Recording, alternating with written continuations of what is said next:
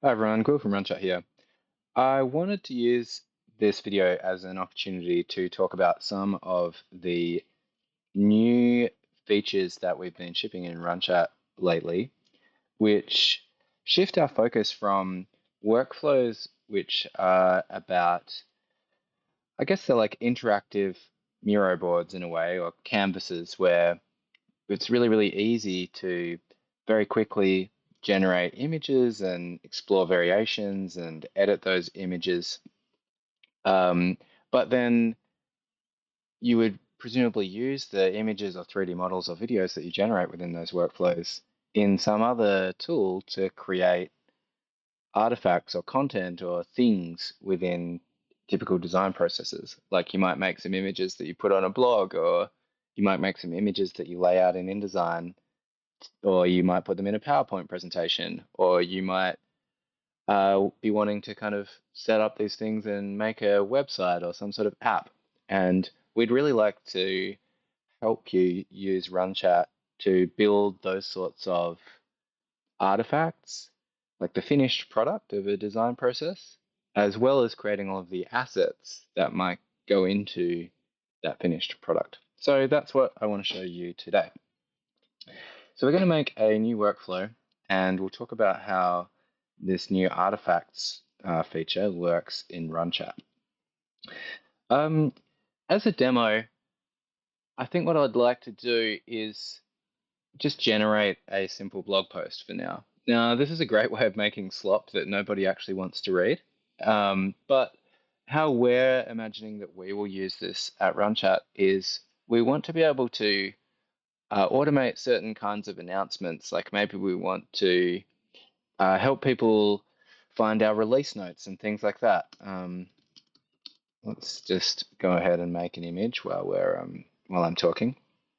I'm going to make this one with STXL. We might want to automate posting release notes, or features and updates based off our internal task tracking tools. Like I'd love for there to be a way where we're just working away um, in Trello or in Notion or something like that and tracking what we're working on. And then every week we build a Runchat workflow that goes and creates a little blog post from that so that we aren't having to kind of manually summarize that stuff ourselves. That's the kind of thing that these new artifacts would be really useful for. Or similarly, maybe every week you want to just draft a blog post about something. Like it might look at what you've been doing that week based off your Notion or something, and then go research the internet to find out like how that work is positioned within news and events and draft a blog post, and then you could go and edit that and make changes and publish it. So as a little demo, we've got our image here. This is of some sort of like strange building. It doesn't actually look that much like a building by Gary, so maybe we're gonna just run that again with some more variations, and we're going to see if we can get something a little bit more interesting. Okay, there's a bunch of stuff. And we're going to write a blog post with the agent node. I'm just going to plug in all of these images here, and I'm going to say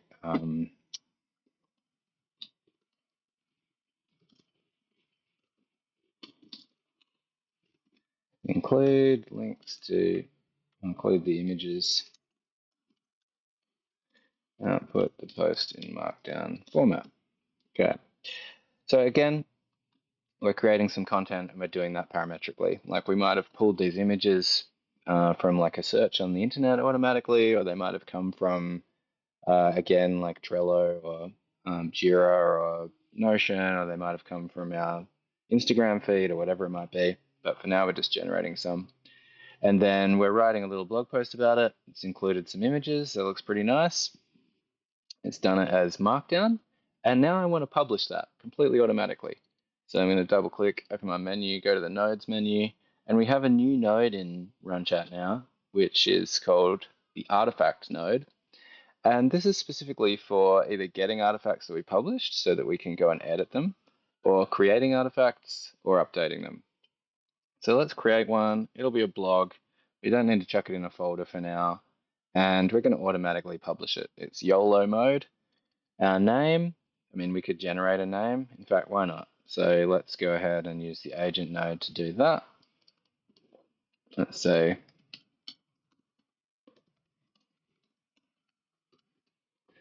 and just hit run.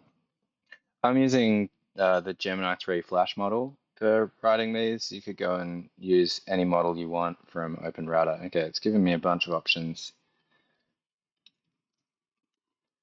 We only want one, please. So I'm going to use my blog post as the content. And then once this thing generates our name, okay, it's called the crumple zone. It seems pretty good.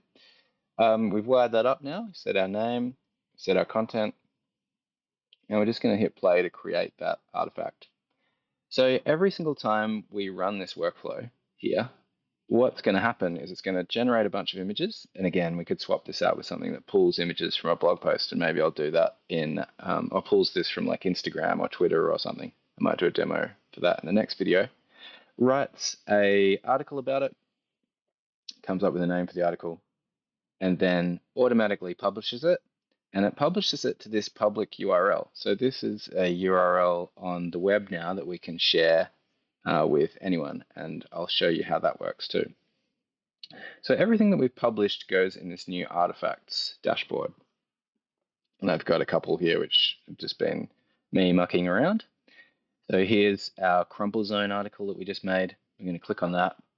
And we get a simple markdown editor. So if we want to, we can go and, I guess, manually override all of this stuff. I think this is really important for avoiding slop if you're actually generating real blog posts. Like you get a workflow to create a draft, and then you can go and edit that however you need to. We can add some metadata. So for instance, I'm going to copy this URL here. And we've got a name. We can chuck it in a folder to organize it if we need to. It's already got a thumbnail. I'm going to put my name in there. We'll call this Gwilbot actually. And then a description of the post. And